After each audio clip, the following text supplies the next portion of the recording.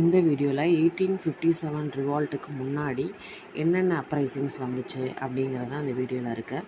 And also பிரிட்டிஷ்க்கு ஏற்பட்ட அந்த serious losses வந்து எந்தெந்த வார்ஸ்னால் அப்படிங்கிறது இருக்குது.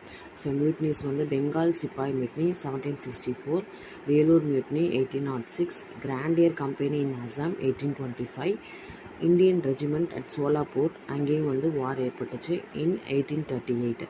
ஸோ இதெல்லாமே வந்து அந்த ஒரு லொக்காலிட்டிலே வந்து முடிஞ்சிருச்சு. பியாண்ட் த லொக்காலிட்டி அது வந்து என்ன ஆகலைன்னா அந்த அப்ரைசிங் வந்து ஒர்க் அவுட் ஆகலை.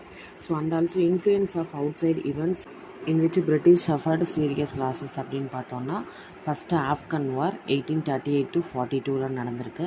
Punjab war 1845 to 49, Crimean wars and Santhal rebellion. நம்மளுக்கு வந்து தெரியும் ட்ரைபல் அப்ரைசிங்லேயே ஃபஸ்ட்டு வந்து சாந்தல் ரெபலியன் தான். ஸோ இது எல்லாமே வந்து கண்டிப்பாக